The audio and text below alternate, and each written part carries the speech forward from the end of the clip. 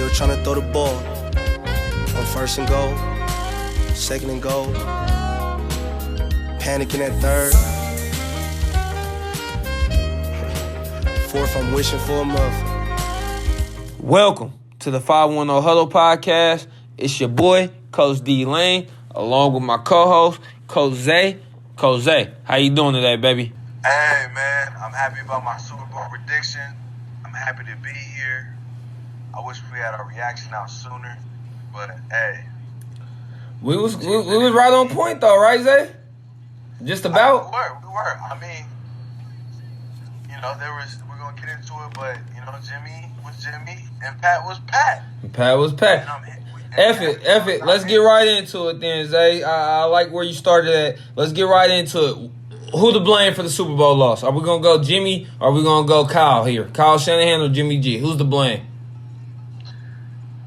For me, I look at it. If you look at the game, there's one play that sticks out in my head that I won't forget. It's the missed throw to Emmanuel Sanders deep.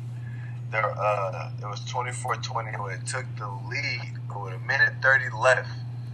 Now, Pat might have stood up some magic and won with that minute 30. But it would have gave your team a shot. Your defense, who was top in the league, would have gave y'all a shot. Jimmy missed that throw. Jimmy had a terrible pick when he threw the pick. Went 2-3 straight out, 3 and outs. So to me, it's Jimmy. The only thing with Kyle, why I do put some blame on him, the clock management.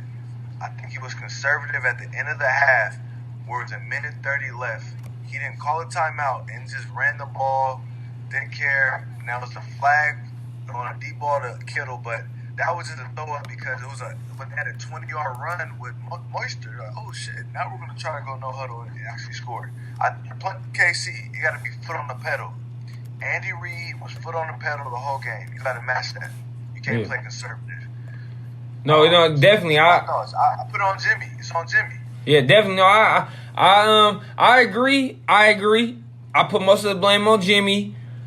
I told you earlier when you watch the game, for me, and I don't know if it's just because I was going for the Chiefs, but when I was watching the games, I don't know about to me or towards you, but for me, it felt like on Kyle's part, it didn't look as bad as when you sit and you're watching the Falcons game. And that was my whole thing. I guess I seen a stat somewhere that said the last 2 possessions, they had a total of 12 plays. He went 8 passes, 3 runs. But to me, I don't know, it just didn't feel like that. They're like, I don't know, when you watch the Atlanta game, it's like, damn, who's calling these plays? He's tricking it off. Just run the ball here. But when I watched the Niner game, I didn't really get that feeling. What about you, Zay? No, I think you're spot on. And I was into the John Medikoff Haberman podcast, and they made a good point. Like, Kyle Shanahan was the offensive coordinator. He wasn't the head coach. Like, they scored 28 points. They scored 31 unanswered points. That's unheard of. So, Dan Quinn gets let off the hook, and the defense has never been good. So, under Dan Quinn, was the defensive coach. So, that's just put in perspective of Kyle. I think Kyle Shanahan's a great toach. I mean, he's young. He already took the team to the Super Bowl. And I think I think Kyle Shanahan is making Jimmy's career. Because every throw is wide open when Jimmy makes it. No, for sure. He's showing flashes of making throws under pressure in the pocket, but he's showing flashes. I don't think he'll ever be consistent.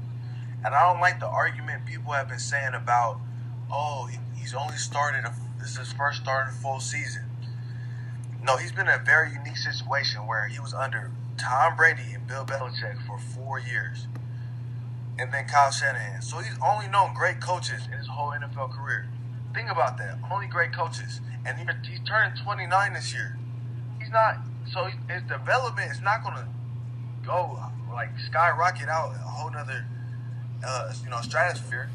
So I think, people overlooking Jimmy's growth. I think he's a better Kirk Cousins. I think he is a top 10 quarterback at times, but I think he's really that 10 to 12 range quarterback. That's not bad. That's not bad. You can win with a 10 to 12 range quarterback with a talented team. So my thing, I'm looking at Jimmy's stats here. Jimmy threw the ball for 31 times. What I said on the podcast last week, Zay, I said I think me personally, I feel like Kyle will design the plan, a script of 20 to 25 throws for Jimmy. Within those 20 to 25 throws, I said he'll have about 2 to 3 big boy throws where Kyle needs you to complete this throw. One of those throws was that Emmanuel Sanders throw. He missed it. That's his fault. You can't blame Kyle for that. You feel me? We can't put no blame on Kyle for that. Kyle called the play. Sanders executed, got behind 2 DBs. Jimmy, you got to drop that motherfucker in the bucket right there. You overshot him by a few yards on that one. So that's the first thing. Secondly, with Kyle, I gotta put Jimmy was 12 or 13. I want to say going into the third quarter on play action. He was like 12 or 13 or something like that. He been dicing their ass up all game. So I want to say when it was 20 to 17, Kyle and company gets the ball. Kyle runs the ball with Moisture. They get 5 yards, eh?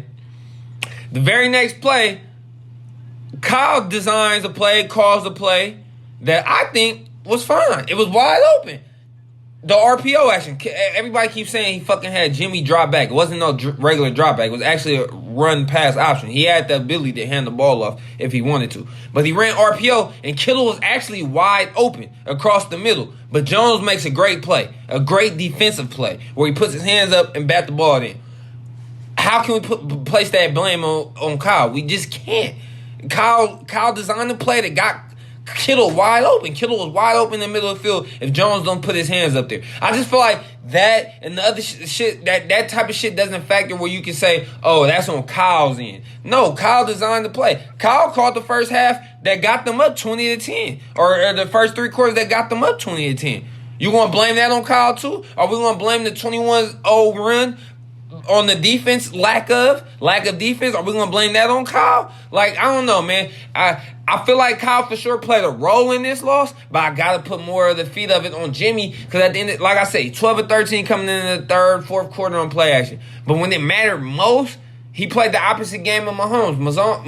Mahomes had a bad first 3 quarters. After those first 3 quarters, Mahomes turned it up when he knew it was time to play. Ain't it 4 quarters in the football game? You got to play a complete game.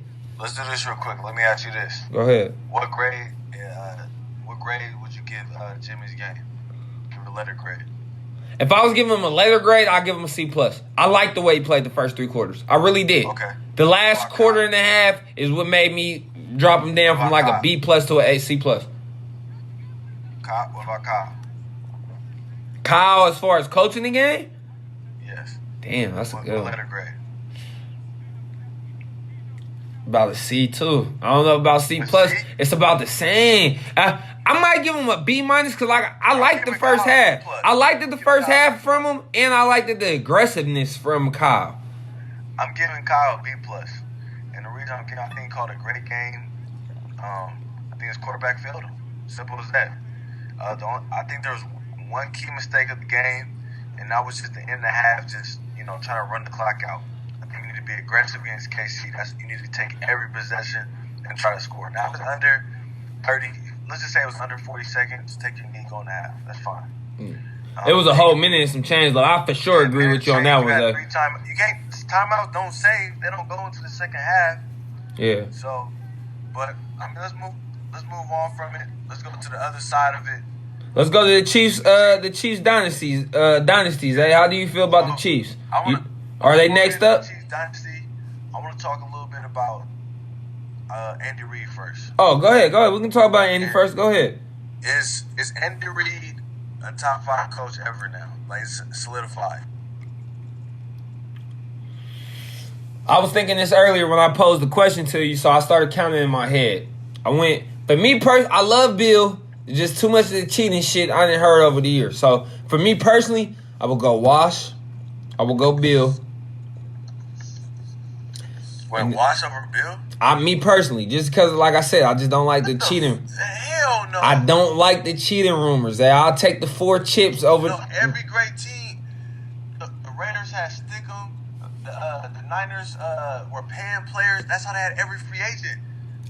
The brown bag started with It really started with Jerry, but I don't give a damn about any of that. That ain't got nothing to do with him coaching. The Niners were, the salary cap. The Niners were paying players under the table. That's how they got all these crazy free agents.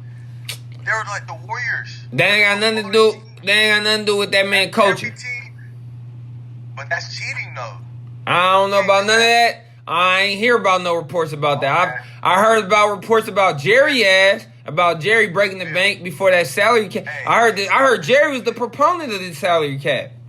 I'm not gonna let you sit on this podcast and just say any coach is better than Bill. It's undisputed. I'm not saying just any. You act like I just said a bums. I said Bill Wash. Bill Wash has had a losing season. No, man. Bro, Bill Wash ain't never had cheating rumors. Ever. Yes, his team was cheating. They were paying players. That's not... Paying is one thing. Play, performance, execution. Just because of the Niners. Think about that. Nobody could have free agent because the Niners are paying players. They're like, damn, they just give him a basic contract. Exactly. How'd he go there? Hell no, bro. That's cheating, bro. No. I know that man offense was well run. Bill was running that shit. I got Wash. I got Bill. It's hard for me with coaches, man. But you know what? I'm going to put Andy in there. F all that. I'm going to shoot straight to your question. I'm going to put Andy in there because Andy, man, he has like 2-3 losing seasons in 20 seasons as a head coach. Been to 6, maybe 7. I've seen 6 NFC, AFC championship combined. Been to 2 Super Bowls, won one, lost one. Arguably considered one of the best play callers to ever call a game. You gotta put Andy top 5, man. You just got to, man. At the end of the day, I'm rocking with Andy. Andy's top 5 in my book. What about you? It's real simple for me. First of all, it's Bill off rip, and everybody in the football community would say that. Let's just get that off rip. Not people that don't respect cheaters, bro. Clearly, you appreciate cheating. Oh my God. Okay. Zay. It's Bill. So the Spygate wasn't cheating, Zay? It's Bill. I'm done. It's Bill. The Spygate was... Well, just answer my question. Was he cheating during Spygate? Yes or no? Wow. The fact that you took too long to even answer, that's all I need to know. Go ahead, Zay. I know he never had a losing season. Go ahead, Zay. Go ahead. Nigga, what? He had a losing season with the Browns. And no, I said with the Patriots in 2 decades. The most winningest coach ever. Think about that. You're correct. You're correct. Season in 2 decades. That's insane. So it's Bill, Wash, then also the other Bill. You got to remember, Bill Belichick's mentor, Bill Parcells, because I feel like a great coach, you got to have a great coaching tree as well as the winner. Then Andy, undisputed. I want to read this quick stat on Andy. Go ahead. He's coached for 21 years, only has 3 losing seasons.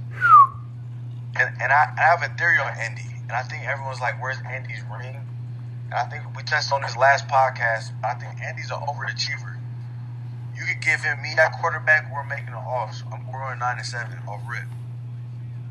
Okay? So, like, Andy's an overachiever. You give him whatever he has. So, I think he's never had a crazy, like, overall talented team from top to bottom.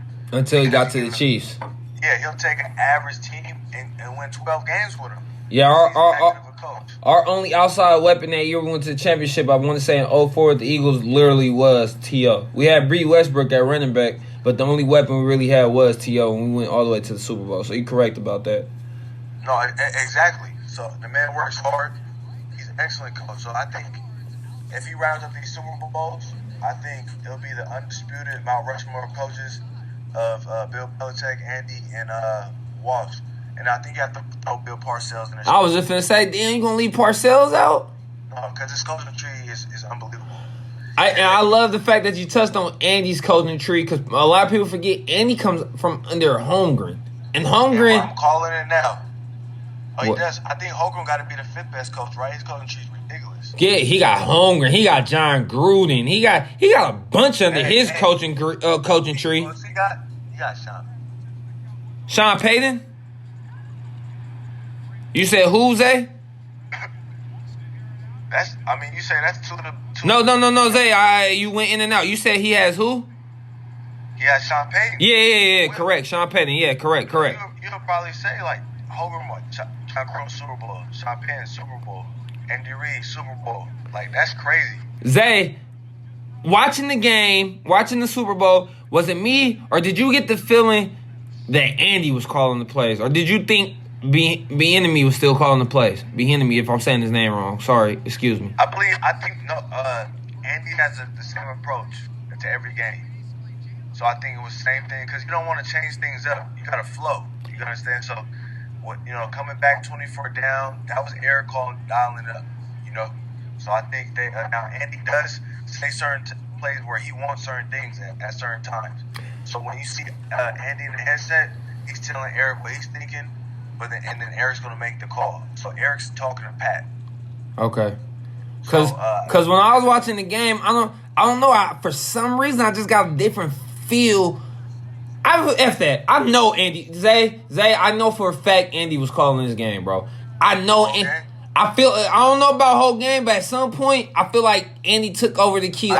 I'll tell you what play, when, and why in a second. Remind me to get back to that. But I feel like Andy was calling plays in this game. For one, because Andy's like, bro, I've been here before. I'm not losing this shit. The other thing is, it had the whole game, especially from the beginning, it had a different feel for Kansas City to me than it did versus Tennessee and the Texans. I don't know about for you. What about for you? Did it have a different feel to the flow of the game for Kansas City? Because I thought, even though each game they started out behind, but for some reason, this one just felt like it had a different feel to it. I think the feel is because it was a Super Bowl, so every play felt like it mattered. Yeah. So, that's the feeling, that's what's so magical about the Super Bowl. Every play is detailed. Doesn't it feel it has meaning to it? Every play. I feel like I remember every snap. Yeah. So I think that's the what you're talking about. I think I was talking after the game, I saw a clip of Eric. It's about 2 minute long clip of Eric Bieniemy. It was a great clip of him talking about the play. The 4th and 1 play on the goal line what they took from 1945, a Harvard football team. Yeah. When they did when they optioned out, they basically flankered the corner and made the corner make a decision. No, when they the formation flip, when they did wing T and flip. Oh, okay. I know what you're talking about. I know all the wing T coaches were loving that. Yeah. Direct snap to the running back right into Damian Williams. Yeah. So they got the first down on that play. No, it was touchdown. You talk 4th and 1. Oh. On the goal line with Damian. You talking about at the start of the game? Yeah. That's the one with Pat ran it in. We talking about when he flanked out the corner? No, but the second. The second one. The second touchdown. Yeah, okay. 4th and 1. Okay, my bad. What I was gonna say with Andy, I knew Andy when I knew Andy ass was calling this game. I want to say it was in the second half. They down, and this is classic Andy. This is a classic Andy play. Andy used to do this shit with Philly. I want to say it was 2nd and 6, maybe 2nd and 8. We just ran the first damn play, got positive yardage. We're down multiple scores. This is classic Andy, bro. Fucking Andy's going to call a double reverse handoff to McCole Hardman. I think Hardman loses 8 on the play. It ends up being 3rd and 16, and when the Chiefs don't get the conversion, they end up having to punt the ball. That drive, and then I want to say the very first red zone drive, I believe, I just felt like Andy was bullshitting. Whoever was calling the plays, Andy or Eric. Because that first red zone possession drive, even though they scored, and I'm talking about the one where they scored on when they outflankered the corner and made him make a decision, that was on 4th down when they called that play. The previous 3 plays before that, it just felt like Andy was bullshitting. He was calling some weird shit where it wasn't like he was attacking and being aggressive. Even though I give Andy this, he was going for all the marbles from the jump. Andy was going for it on 4th downs. He wasn't playing. He wasn't coaching the coach scared or coaching to lose like Kyle was. No, spot on. That's why he won the game. So I mean, let's move into it. So now Andy has his first ring. How many can him and Pat get? Is this the new dynasty? Is this the new king in the AFC? I believe so, Zay. If they can, I was just telling somebody the other day, if I was the Chiefs, if I was Andy, bro, I don't know about you. If I keep dropping my phone, excuse me. If I was Andy, if I was Andy and the Chiefs, I would literally only be drafting defensive pieces to surround Chris Jones and Honey Badger, and I would literally be drafting either offensive lineman or speed on the outside. That's all I'd be drafting for the next 10 years if I was the Chiefs. Pat Mahomes is 24 years old. I'm older than Pat Mahomes. I don't know if I'm older, bro. I'm 24. I'm 25. Got you. I'm 25. Got you. So that's crazy to me. He's 24 doing this. Yeah. And think about this. Realistically, he at least got 12 more years. At least. 12 more years. And you're going to tell me in 12 years he's not going to at least get 2 more? I got 5. I got 5 as the ceiling, maybe more. I got 3 as the bare minimum. They gotta get at least 2 more. Them 2 together gotta at least get 2 more. 4. That's my bare minimum is 3. 4 chips, 4 regular season MVPs for Pat. That's what I got. I like that. I got the record. And I will say this. I could see Pat. If it's not 4, it's not going to be like 5 or 6. It's going to be 7. So it's either going to be 4 or 7. I look at it like that. He's going to beat Brady and play forever till he beats Brady, like that type of thing. Or it's going to be like 4, like, amazing career, all the records 4, and we're going to debate it till the cow come home. Who's better than Brady? Yeah. Okay. It's going to be like that. Because you know why? It's going to be like that, like the LeBron MJ debate type of thing. Facts. Zay, that was a perfect. MJ went 6 for 6. No, go ahead. Finish. You finished? I'm saying like how MJ went 6 for 6. Like Pat might go to a lot of Super Bowls, might not win every one. Cause you gotta think his defense is not gonna be elite every year. Yeah, the defense this year. The defense this year was just by a little bit, barely was good enough to get it done. It literally was 3 people. Tyrann, Chris Jones, and Frank Clark, and they willed the team. Yeah. And Sorensen made plays here and there. Yeah, he was all right. He was pissing me off. 49, the safety. He blocked. He's an excellent role player. He blocked the punt against the Texans and made 2 fourth-down tackles. He can't cover for shit. He a classic in the box. Amazing special teams player and a great block safety. Yeah, that's it. Great was too strong. Yeah. All right, box safety. Yeah, Zay a fool. Great, too strong of a word. Great. That was a perfect segue earlier, Zay, when you was touching on Brady for our last 2 topics of the evening. Let's start with, where do you see Tom going next year? Where's the best fit for Tom in your eyes? Well, I know we touched on this about 2-3 pods ago. Now, he doesn't know where he's going. He just doesn't know. Like I think he's gonna do. Think about it. It's nice to be wanted, right? Like you can just take a free agent trip. It's gonna be nice. Let me do a recruiting trip. I want to see where I got people got to offer. I want to see what the money talking about. I want to see what, and I think this is he could be doing this. The more I thought about it, he could be putting pressure on the Patriots. Like, look, I need more. If I don't, I'm walking. So this could be a long process where he doesn't sign to maybe June. It's not even, and with the Patriots, I feel like his weight with the Patriots isn't so much about the money, because supposedly they're saying they're willing to pay up to $30 million. I think that's more on the Kraft side, not really Bill. I doubt Bill would be willing to pay him $30 million. But for Tom, I feel like it's more with the Patriots. It's more so, give me weapons. I will play for $20 million, but give me weapons. What do you say to that? Because they had no weapons last year, really, arguably. See it first. That's why I say you're going to sign late. Okay. You want to see everything play out. Who do you draft? He's smart. He don't want to see it all play out. Let's see the draft happen first. Okay. He might be on that Brett Favre thing. He might do year to year. Yeah, hey, I don't blame him. We don't know. I think people are just so caught up because he's such a big star, probably the most famous football player maybe ever. Like, you say Tom Brady all over the world, someone knows Tom Brady.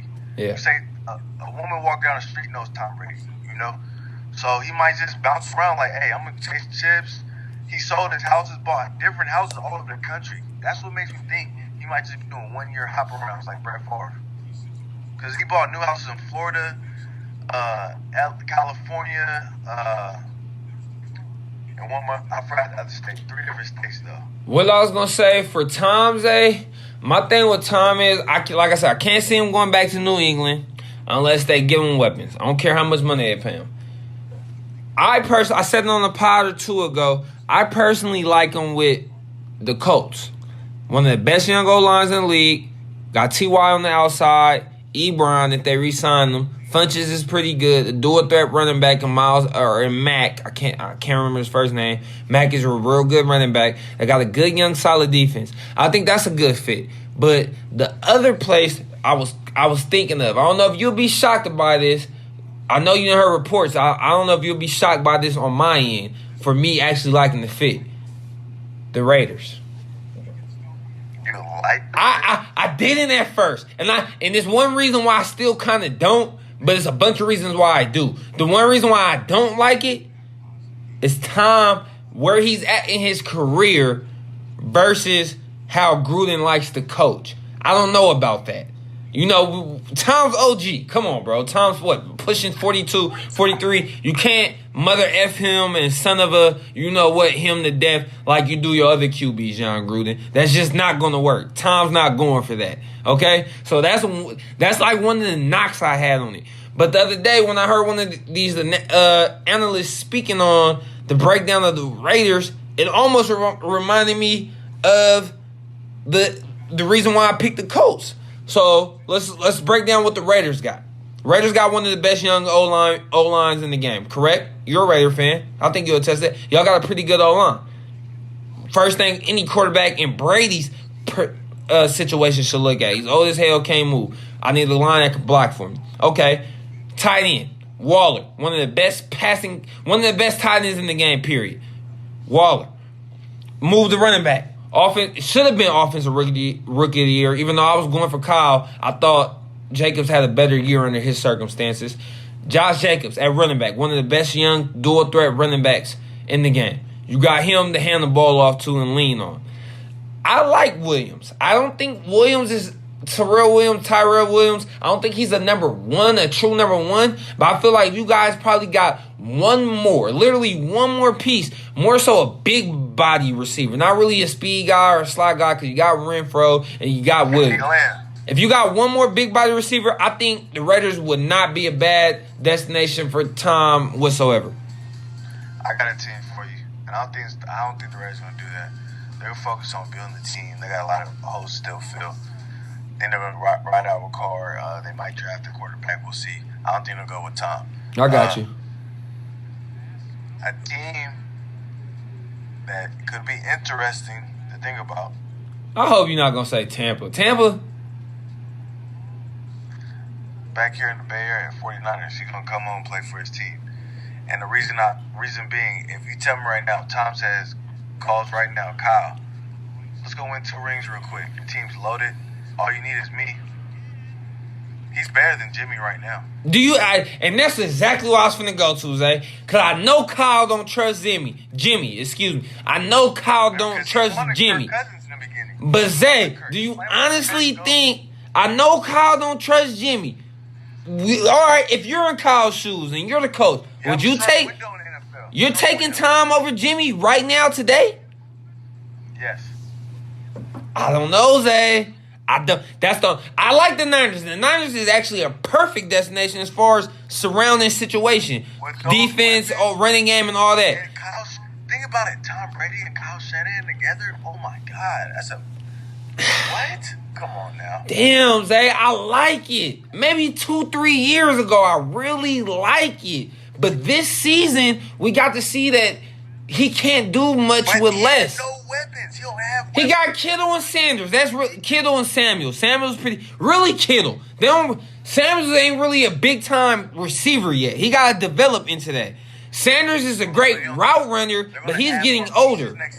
Huh? They're going to add more pieces next year. I like that fit. Like I said, I think that's one of the best real destinations. For me, my only thing is I don't know how much of a premium he gives you over Jimmy G. Jimmy G just took you to the Super Bowl. So what you're telling me is if you swap Jimmy G and Tom, you're saying they would have won that Super Bowl if they had Tom, not Jimmy G. Because that's basically what you're saying, Zay. A better shot. A better shot? Does Tom miss that throw? Does Tom old ass even gets the throw down there? That's the real question.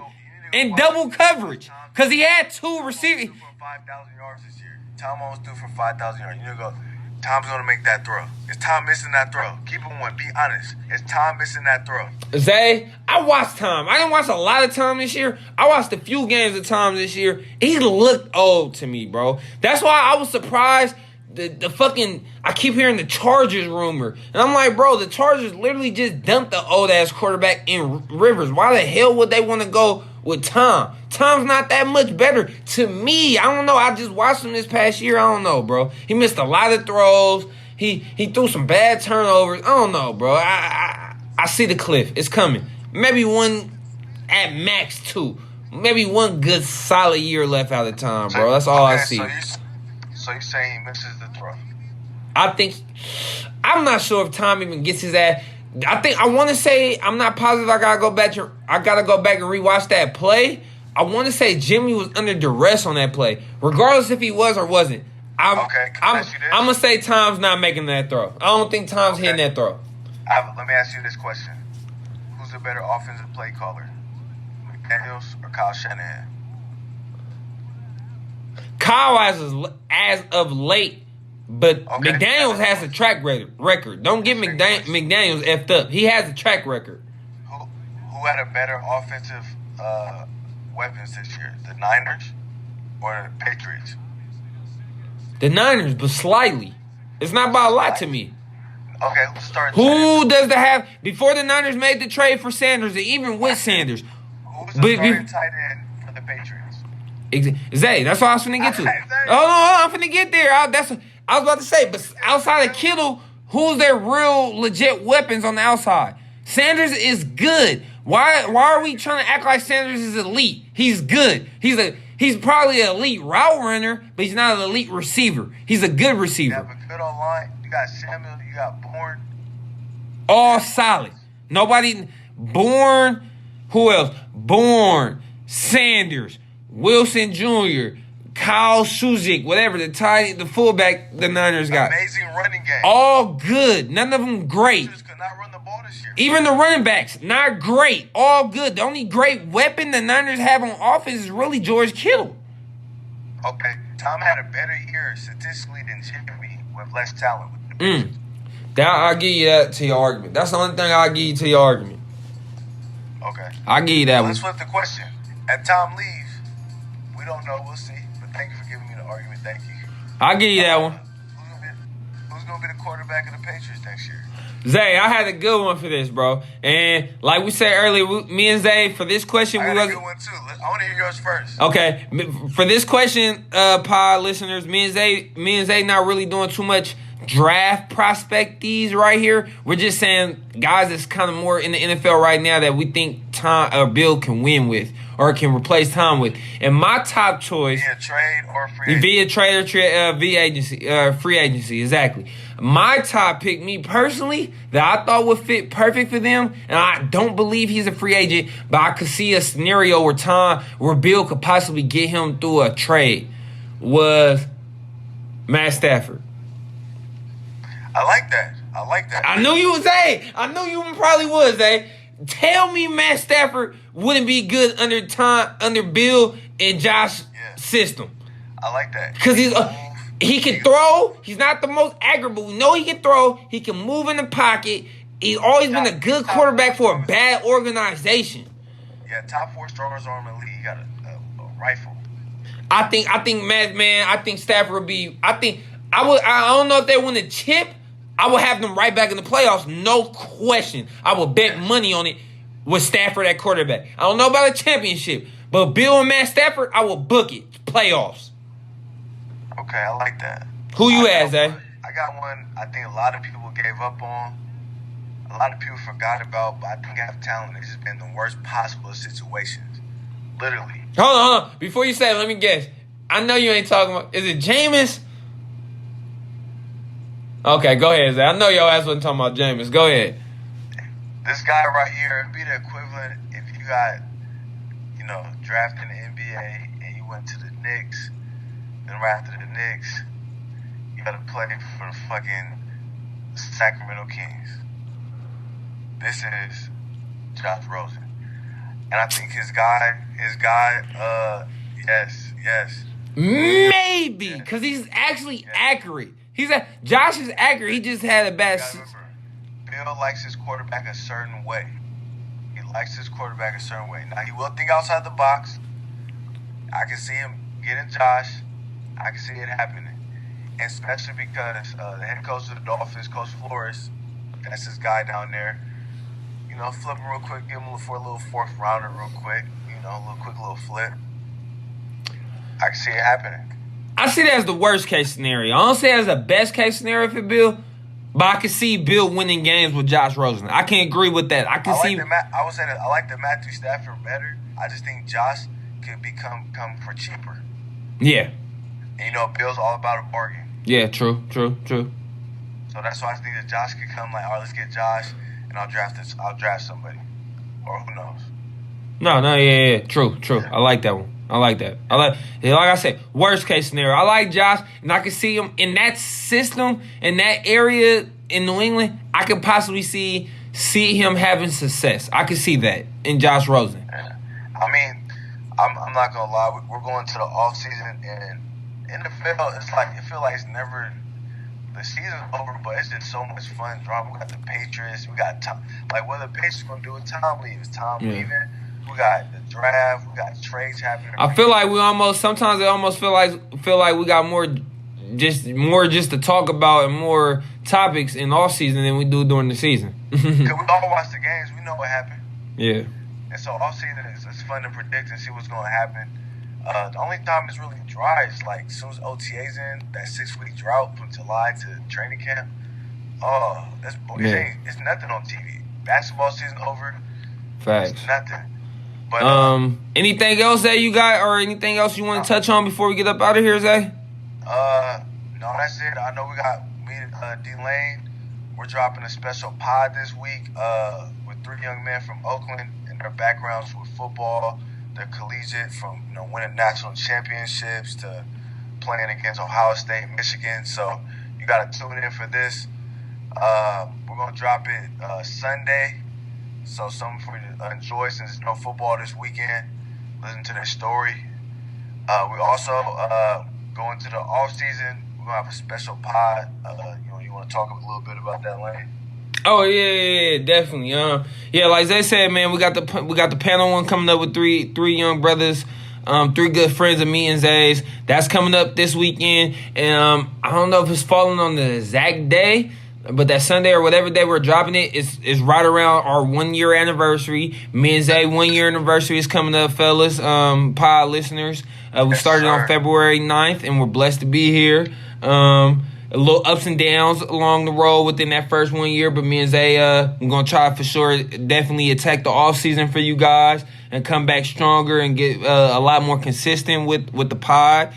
So we got the three brothers coming on this week. We're going to drop that this weekend, and then following sometime, I will definitely be sharing my story, my own personal trials and tribulations. Coach Dlane's story will be coming out on the pod soon with Zay interviewing me. And we just got a lot in store, guys. We got the draft coming up. Me and Zay gonna dig deep into some college ball this offseason and give you guys some good draft talk. So we got a lot coming in and attacking you guys. We just definitely appreciate your ear. Follow us on Twitter at the 510H. That's the Twitter handle, 510H. And then my Instagram is Coach Dlane. That's my @name, Coach Dlane, and then @Isaiah Walters. That's Coach Zay's Twitter, Instagram name. Anything else, Zay, before we get up out of here, baby? Hey, real quick, we finna get merch back. Last time, man, the support was amazing. Y'all bought everything up quick. So we're gonna get something different this time at the mug. We're gonna mix it up. So stay tuned for that. And man, that's all I got, Lane. Definitely. Zay, I'll send this to you, brother. I'll hit you tomorrow. I'm finna take my ass to sleep. I'll send this to you, though, so you can hear it. I'm gonna send it to John, too. And, I'll tell John to get on it right away. All right. Hey, you cut the recording? Yeah. Still went for it. It's time to change it.